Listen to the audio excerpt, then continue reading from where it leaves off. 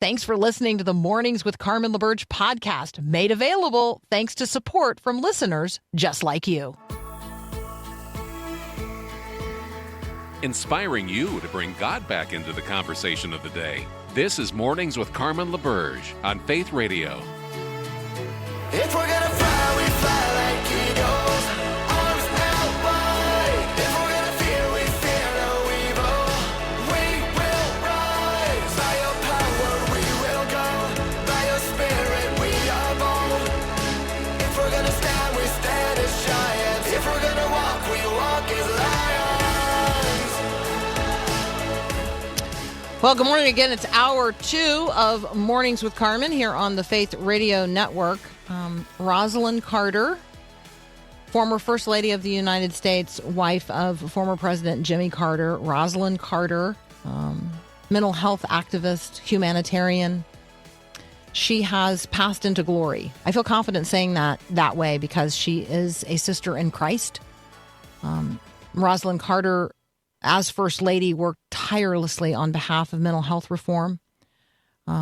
She actually is the person who I would credit with professionalizing the role of the president's wife.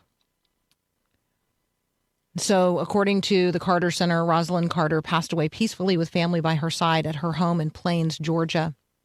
We had just received notice like the day or two prior that she had entered into hospice care. Jimmy Carter, her husband, former president of the United States, he has been in hospice care since February following a series of hospital stays. So it gives us a pause and opportunity to talk together about how we will be remembered, why we will be remembered, and for what we will be remembered when we die.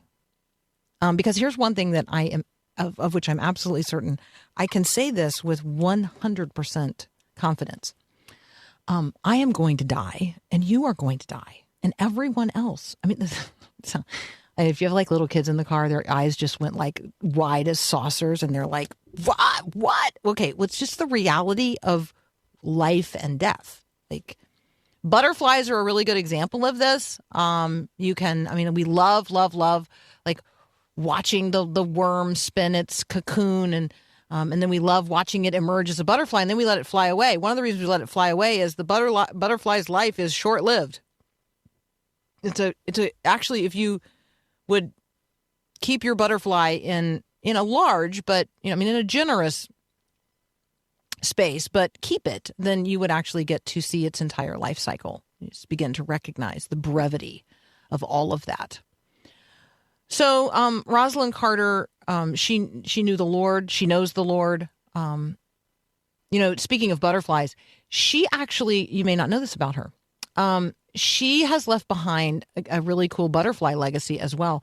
The Rosalind Carter Butterfly Trail, that is in Plains, Georgia. Reason to visit if you didn't just want to go and visit the Habitat for Humanity Center there, which is also located in Plains. Maybe you want to go check out the butterflies and the Butterfly Trail. It's a network of more than 3,000 pollinator-friendly public and private gardens.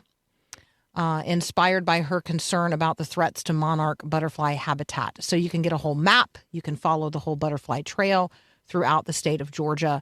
It's something that's been happening now for like 10 years. So this is something that she started when she was 86.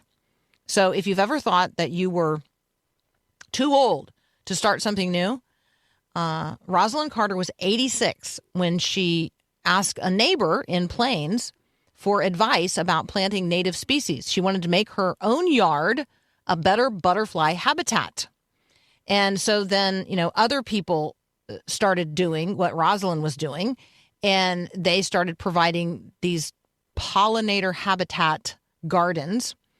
And eventually it started a trail, right? A trail where basically the butterflies could go from one garden to the next garden to the next garden, to a church garden, to a garden at a library, and then across actually the state border as a friend across the border wanted the trail to continue. So That's probably something about Rosalind Carter you didn't even know, because she started that project when she was 86. So I think I'm wondering today, of all the things that might be said of us when we pass from this life to the life to come, are people going to remember, like, what you did in kindergarten? Are they going to remember what you did in high school? Are they going to remember what you did as a young adult in the raising of a family? Are they going to remember what you did in your life of work, in your body of work? Are they going to remember what you did, like in this case, a butterfly trail? My guess is that when your children and others stand up to call you blessed when you're gone, it's going to be stories like, I remember the time that she set an extra table at Thanksgiving for the neighbor down the street who was going to be eating alone. And I remember how that changed not just the day, but my perception of my mom. They're going to tell stories about how you did little things for the least of these. They're going to talk about how you changed their life. They're going to stand up and call you blessed for the way in which they saw you bless someone else.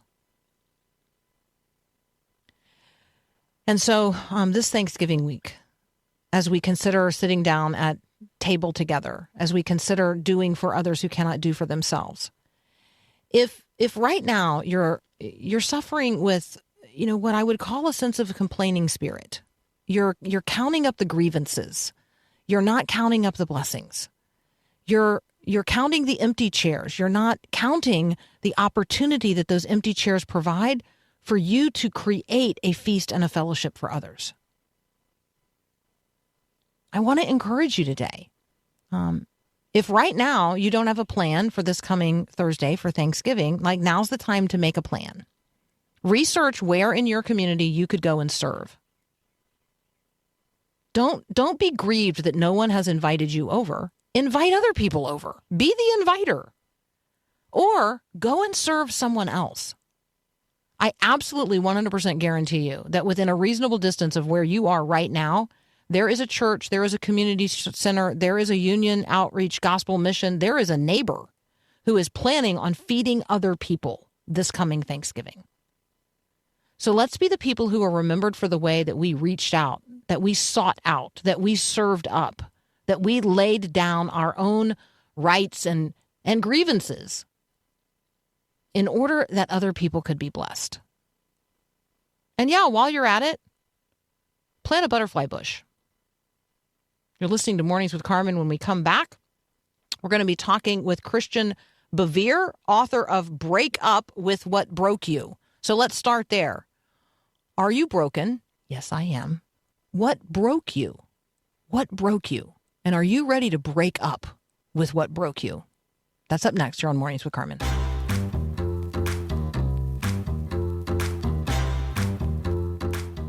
Hey, we're welcoming Christian Bevere today, joining us as author of Break Up with What Broke You. But she's got a ton of other stuff that she's doing as well. So check it all out at christianbevere.com. Christian, welcome back to Mornings with Carmen. Hi, Carmen. Thank you so much for having me. What a delight. We love your family. I know you hear that all the time, but it bears repeating. It never gets old, though. It never gets old, right? Will there be a giant Bevere Thanksgiving? There will definitely be a giant Bevere Christmas that takes about 2 hours longer than it typically does, and I'm absolutely thrilled for that.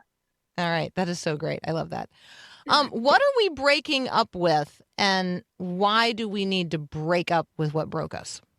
Yeah, I'm so glad you asked the audience that question a few minutes ago, and it's such a real question we need to ask. And as you probably felt saying it, it's not always fun to tell people, hey, I'm broken, you're broken, we're all broken. But the highlight is we get to say, but there is a breakthrough waiting for us. And if we're people of faith, there is a promise of restoration and redemption. For me, I needed to break up with a negative self-image of shame, regret, comparison. I mean, the list can go on and on.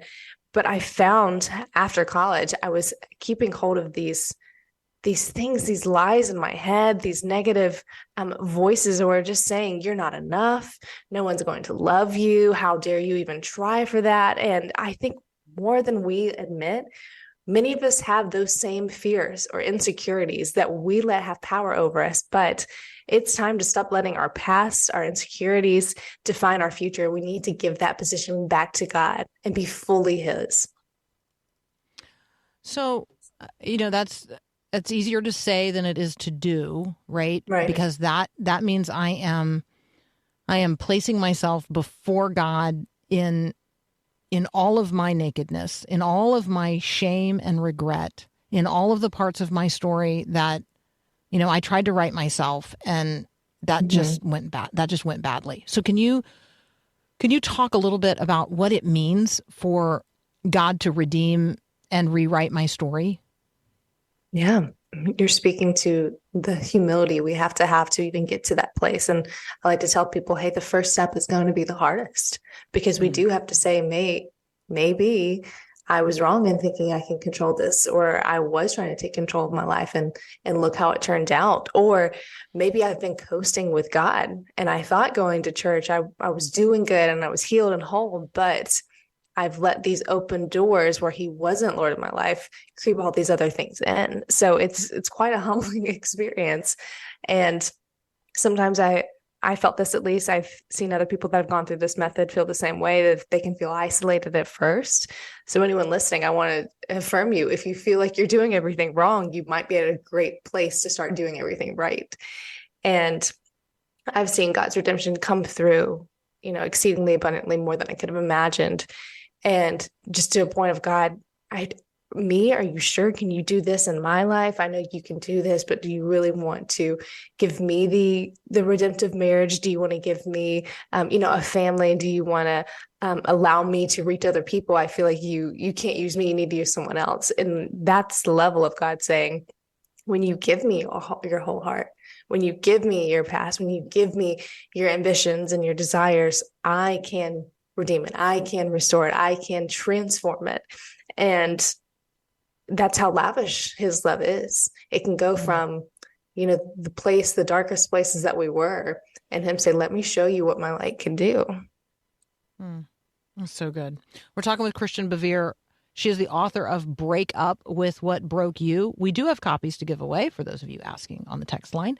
All you have to do is text the word book to 877-933-2484. Christian, we could talk about a number of different, I guess I'll use the term emotions, but let's start with shame. Shame is not just an emotion. I love this language. It's an infestation in our world today. Can you start there with us? Yeah.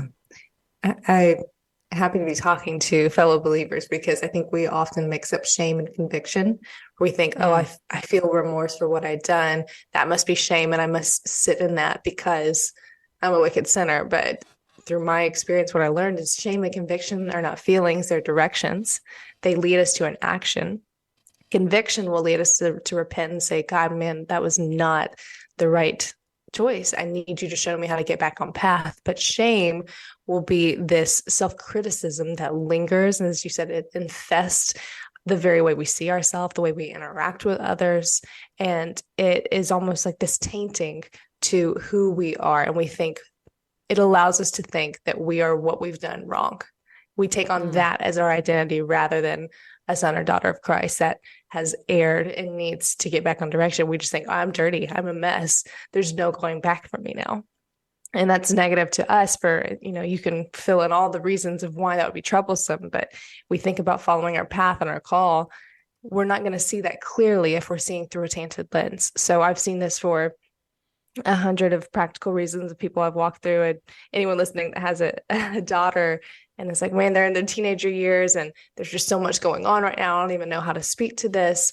I would love for you to get them this book, because there are some very practical things with shame that I get to speak to, but also just the overarching idea that anything we go through that we don't fully release, we carry. And so much of that has happened underneath the surface. And because of the lies of the enemy thinking, well, you have to bear that as a punishment. No, that's not the cross you take up. The cross is being more like Christ, giving him these anxieties and laying them at his feet and letting him show us what it looks like to sever that tie and sever the chains that those sins and mistakes had.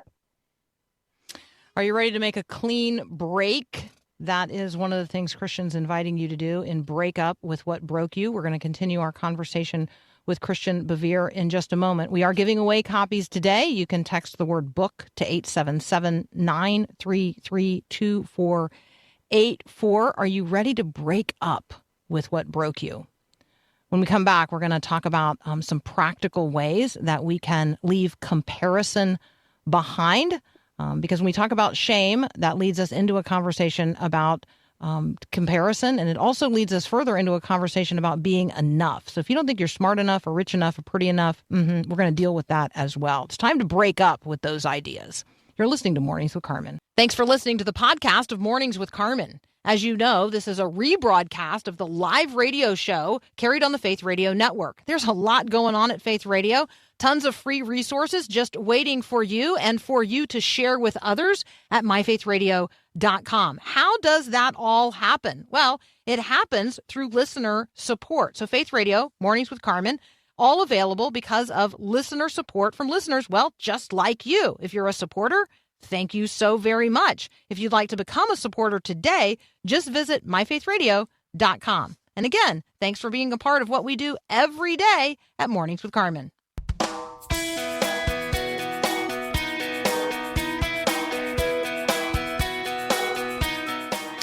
If you're thinking to yourself today that you're broke, well, what broke you? If you think for a moment of your brokenness, what broke you? And are you ready to break up with that? So we're talking with Christian Bevere. The book is Break Up with What Broke You. Christian, the word comparison, it's constant. I'm comparison shopping all the time, right? The cost of a pound of butter, whatever. Comparison is, taking two things and setting them side by side and determining which is of greater value or worth but when we start doing it in the mirror or on social media, when we start scrolling, we fall into a pretty deep comparison trap pretty quickly. So first, I'm wondering if you struggle with that. And then if you have some practical ideas for us, how we can break up with comparison. Yeah. Well, I had to struggle with it a little bit to write about it, right? But it's an epidemic. It's all over. And like you said, it's not even just in our minds. So I think that allows us more so to think, oh, this is okay to do because this is the way of the world. You just compare things, you contrast them. But we are not just things of the world. We are creation. And we are in some ways lessening ourselves, but also in some ways also lessening God's design when we step into comparison habitually. And you liken it to the butter example you gave. What is that? If I said, okay, well, here's Carmen, she has a radio show, she's doing all these amazing things, I'm not doing enough. And we start to belittle ourselves, or even the other way of that, we're taking what is so divine, what's multifaceted of how God created us, and just putting it down to, well, what can we try it on paper and what's better than the other, rather than what's unique, what's special, what is timely. When we can have those type of lenses, the practical tip speaking, when we can have those lenses, it helps us, one, better understand and compute where we are today and what we need to be doing. But it also has this value that's still within the conversation. I never want to, at least I want to see now how much comparison robs me. I never want to take someone else's life and make that either my measuring stick or devalue them in the process of healing how I see myself. And I think we just need to remember, one, that if you're trying to be the prettiest, the strongest, whatever it is, the example that you have in your head does not exist. There's not the most beautiful woman in the world. Shiny only comes in plastic, right? The Barbie movie came out. We know that it's all a facade. And know the true thief. Know that if the enemy can separate, can divide, especially over things that are not even relevant to the end of the day, to the end of our purpose in life, then he's of course going to use that to separate us and to undermine us. So let's not give him any more power to do that. So there are moments when I wish this were, YouTube and not just radio, because nobody would suffer by comparison right now to me. They'd Oh, be like, huh, ponytail, no makeup, fuzzy robe. Look at her. And they'd be like, huh, she not, I mean, radio is so glamorous, right? Well, so radio is super fun and I love it because it's like one-on-one. It's the two of us talking, and then it's the two of us talking with Paula, with Lucy, with Mary, with Linda, with Carolyn, with Colleen, with Lori, with all the people on the text line right now, Nancy and Ann and Jill. I mean, right. So those are all the folks texting in, and so right. It's so you and I are talking with each other, and we are having a conversation. But we're also having it with these wonderful individuals who probably, like me, are sitting in their fuzzy robes with their ponytails and their no makeup and their fuzzy slippers, and probably their dogs, because there's a lot of dog listeners to this show. We got a couple of minutes. Let's briefly unpack the lie of never being enough, smart enough, rich enough, pretty enough. Like, we can get a shift in our thinking, a serious shift in our thinking on this particular topic of being enough. Mm-hmm. Yeah, I put this chapter after the comparison chapter, actually, because I think it took that understanding of how much we weave comparison into our thinking, especially about ourselves and our worth, our status. And we have to go from, okay, if we're not going to compare who we are, then how are we going to ever see, okay, well, I feel adequate enough to reach God. I feel adequate enough to look at myself in the morning and feel okay with who I am. Sometimes that's been so comparison led, or it's been shame led. So as we move through those things, we need to understand, okay, well, where does our worth come from? And why do we always think, well, we're missing the bar? And I wrote this down, and it's just one of my favorite ways to articulate this chapter. And I said that God doesn't call us to be perfect. Instead, he calls us to something better. And he asks us, follow me. And that's in Matthew 4:19. And so the idea being, he's not asking you to be this error-free, like as Carmen was saying, like wakes up with not needing any makeup and just like there's no puffy eyes. Like, what we imagine to be perfect in our eyes is not what God calls us to be. He says, I want you to be mine. I want you to be my servant. I want you to follow me. And we look at his followers. They were not perfect. They had days where they were not enough. Peter was not patient enough. We can go on and on of the things that we could put in there, but he's saying, it's not about becoming enough of, well, I'm going to be the best. I'm going to be this person. I'm going to make my 5-year plan happen. It's about being enough. And that takes a rest. That takes resting in him, coming back to him, letting him be our anchor rather than chasing this ladder to climbing success, climbing beauty, whatever your ladder may be. And that's a hard pill to swallow. And it takes a level of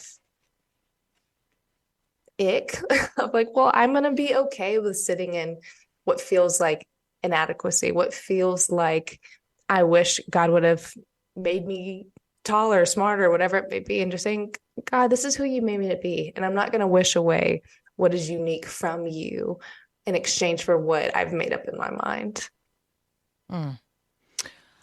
I want you to speak right now to the woman who's listening, who she needs restoration. But she has not yet allowed God to begin rewriting her story. I know that. I was going to say, I know that woman, and I know many also in that camp of thinking. And I mean, my thoughts just go back to when we first talked about with shame. And for so many people that I've talked to around this idea, they'll say, well, yeah, I'll let God do that, or I believe for him to do this. And the ability to actually dig deeper, as we've been saying throughout this, identify what broke you. I mean, that's the very first section of the book, because talking about breaking up, you can't break up with someone you don't know by name. You can't ghost them, just write a letter to anonymous saying, hey, we're over. You have to look the person in the eye and say, this is not working. We need to be done. So when it comes to wanting God to redeem something in your life, what is it he's redeeming? Have you identified, this is the instance that led to me thinking that I was unlovable? This is the instance where I feel like I just hit rock bottom. We have to identify what that is. take it to Christ. Say, God, here is this. Please take it away. And what has caused a root because of it? Will you heal me and show me? And as he removes and excavates those very things, that's where he can replenish and replace with his love for you, his talents, his giftings, the things that he's restoring. But again, it's not the most comfortable step. It's not the most glamorous step. It's very humbling, but it's also very freeing and redemptive. There's a verse that I talk about in the book, and it's about how the wicked hate the light, but those who, essentially, I'm paraphrasing here, the Christian Bevere translation, but those that love Christ run to the light because they see that it is cleansing and is freeing. And that's just this analogy, almost like a prodigal son, of running back to Christ in the midst of feeling broken, in the midst of what feels like filth, and saying, God, please cleanse me. One, because I know you can, and because I know you want to. And we're so much better for it. If we can just take that first bit of uncomfortableness, we will feel the biggest liberation. I promise you'll feel a liberation and a weight lifted off your shoulders. And if you're like me, you won't even believe all that God does in your life. Christian Bevere, thank you so much for joining us. We are giving away copies of Break Up with What Broke You today. You can text the word book to 877-933-2484. You can also find Christian and her podcast and connect with her on social media, christianbevere.com.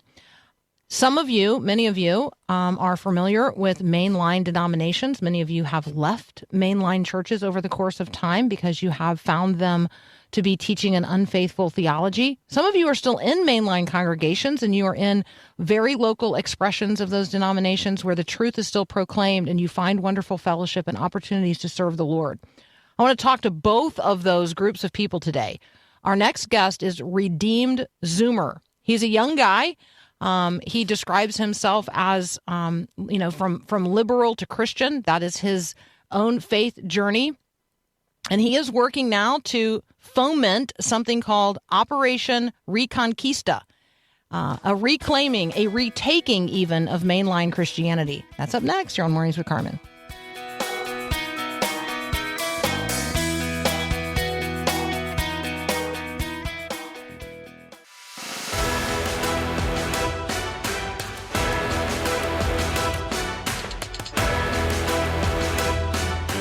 Some people are a little harder to introduce to you than others, and so this is a little bit difficult to introduce you to Redeemed Zoomer, because that's all I'm going to tell you about him, really. I'm going to let him speak for himself. So, Zoomer, welcome to Mornings with Carmen. Hey, thank you for having me on. So, I'm Redeemed Zoomer, aka Richard Ackerman. Yes, I have released my real name now. I am a Christian YouTuber and Instagrammer from New York, and I talk a lot about a lot of things, including like the different churches and what I think the best vision for the church going forward is. So thank you. Absolutely. I'd like to start with your story, because Sure. one of the ways you describe yourself, particularly like on Instagram, is from leftist to Christian. So can you tell us, a little bit about you, your story of migration or transformation? Certainly. So I grew up in the suburbs of New York, and it's just a very secular, atheistic cultural environment. So where I grew up, it was just very weird for anyone to take religion seriously. And the de facto religion of my community, my public school, was just leftism. You know, the way to make the world a better place is just social justice, any sort of left-wing activist ideas. And I was basically taught, not by my parents or anything, but by my school, by my culture, I was taught to think that all conservative Christians are a bunch of dumb, anti-intellectual hillbillies. And I thought they were like behind every problem in society. And then I went to a music camp in the Midwest where I met a lot of Christians. It was sort of like a Christian-themed music camp because I've always been a musician.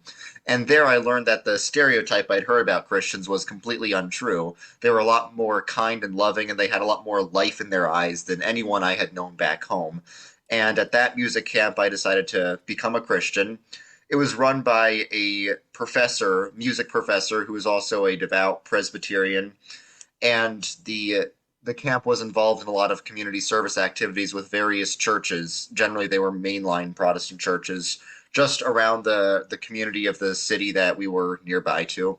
So when I came back home, I joined the Presbyterian Church in my hometown, and I didn't immediately abandon all my left wing views, but over time I began to see that my Christian views were incompatible with my left wing views because I realized that leftism was a religion in and of itself. It was a religion that challenged Christianity, and eventually I had to pick one, so I picked Christianity. And first of all, thank you for sharing. Thank you for sharing a little bit also about the process, because I do think that people imagine that it happens all at once, and it doesn't. Discipleship is a process. There are lots of things that we have to unlearn in order that we can learn new things. And then as we learn new things, we recognize things about ourselves that still need to be brought into conformity with Christ. Like we see those degrees that still need the Holy Spirit's attention. So thank you for all of that. When you saw the reality of Jesus, of the things of the faith, you are a unique person in that you couldn't unsee them, and you started to see things in the life of mainline Christianity that then you couldn't unsee because they were so clear to you from where you had been, in what you describe as leftism.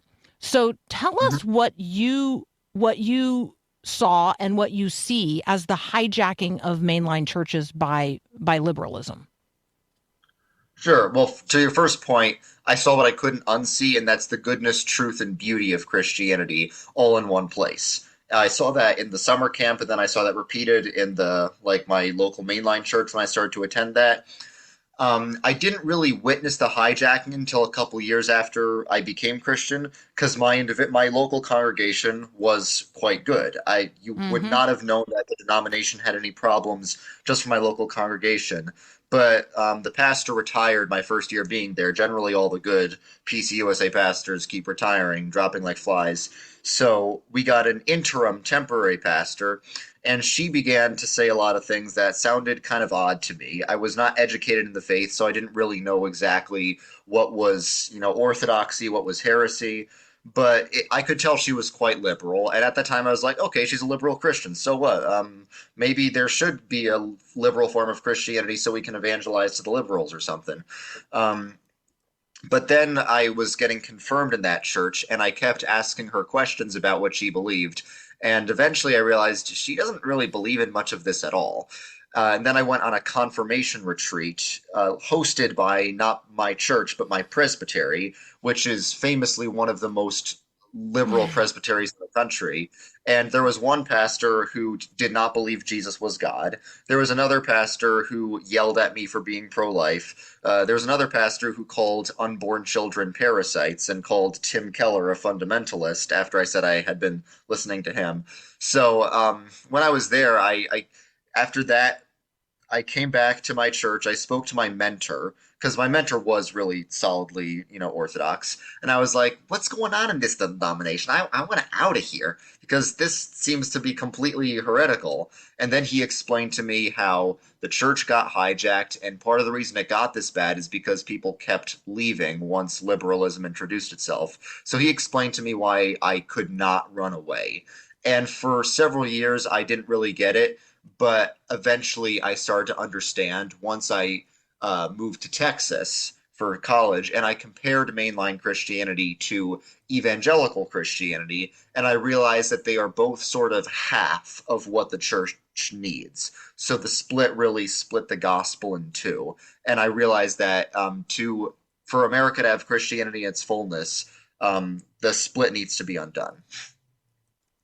So that's your passion. And first of all, let me just remind everybody that we are talking with Richard Ackerman. He is Redeemed Zoomer. You can find him on YouTube, Redeemed Zoomer. You can find him on Instagram, Redeemed_Zoomer. You can also find him and the work that he is engaged in at Operation Reconquista. And that's really the pivot that I want to make here. Because it's one thing for an individual to say, I see a problem, and I'm experiencing it in my own walk of faith, in my own experience of the local church and the larger network of churches that we would call denominations. I mean, I see it. I see the problems. It's another thing to like press your life into it, kind of in the spirit of Martin Luther. So talk with us a little bit about maybe let's actually do what you guys did on Reformation Day. Like this network of people that you're engaged with, largely over social media, literally distributed a new 95 theses to every church in every denomination that need to return to Jesus. Like, tell us about that. That's incredible. Sure, yeah. So for several years, it was just me and my hopes for what the church could be. But it's like, I don't know, I don't have an army or anything. How am I supposed to do this? But then when I saw more and more things I loved, including some personal friends, fall to secularism and leftism, I was like, I can't not do something about this. That's why I started Redeem Zoomer. I saw so many of my friends go from Christian to leftist, and that's why I started my page from leftist to Christian, to show the process can go in reverse for me. Hopefully it can go in reverse for the church as well. I started my page. I was not expecting it to grow into what it did. But once it did, once I made some YouTube videos that got like millions of views, I was like, maybe I actually could do something about this now. So I started an online community on Discord. Discord is a platform where it's basically an all-purpose communication platform. You can chat, you can text, you can video call, you can send links, you can do all those things. Discord is probably the most useful platform for community organization. So through my YouTube channel, through my social media, I started a Discord dedicated to retaking the mainline churches. And all I intended to do at first was just create a space for, Orthodox conservative mainline Protestants to like hang out. I wasn't expecting the Discord to grow into what it ended up becoming. But once I was there, people started forming their own communities within the Discord on their own. Each sort of denomination formed its own conservative Orthodox community within our Discord. So you talked about Reformation Day. That actually wasn't my idea. In February, I wrote 95 Theses to the PCUSA, to my own denomination. That was just me, really, and I didn't distribute any flyers. I just sent out emails. But once the Discord community formed and a natural sort of leadership structure developed in that community, sort of independent of me, a few people had an idea that maybe on Reformation Day, each denomination could write their own 95 Theses to their respective denominations, calling out the problems of liberalism and demanding a reformation. And they could send the theses all at once on Reformation Day, including distributing flyers, posting on doors, all that stuff. So this actually wasn't my idea. But I was totally on board with it when I heard about it. So yeah, by the time Reformation Day hit, we had well over 1,000 people in our community, not mostly, young people, but we also had a few pastors in each of these denominations. And thanks to one particular Episcopal priest, Reverend Jake Dell, in the Episcopal Church, our Episcopal Reconquista faction actually got a couple Episcopal bishops and many Episcopal priests on board with their Reconquista movement. So where we stand today, post-Reformation Day, is Reconquista is basically a loose coalition of 7 independent groups dedicated to restoring each of the 7 American mainline denominations. It's really extraordinary. It is it's brash in all the right ways. I do want to talk when we come back about any, any backlash, any criticism you've received, the naysayers who are out there. I'm sure you hear from them, and maybe increasingly now that everyone knows your name. We are talking with Redeemed Zoomer, Richard Ackerman. You can find him. His YouTube channel is Redeemed Zoomer 6053. Don't know if you need that part, but I typed it in and it got me there directly. The organization or the effort is called OperationReconquista.com. Those of you who are texting in, yes, I see you. Thank you so much. The text line's open. If you've got a question for me or for Richard, you can send it in 877-933-2484. Some of you know my history in seeking to be an evangelical witness in the midst of a mainline denomination, actually the same one that Richard is in now. So, I spent a lifetime seeking to do what Richard is now seeking to do, but the times have changed. And so social media makes things possible that weren't possible 20 or 40 years ago. And so I love this effort, and we want to know more about it, and we want to fan the flame. So more with Redeemed Zoomer next here on Mornings with Carmen. If you're a new listener, we want to officially welcome you with a free welcome pack gift. Request yours today at myfaithradio.com.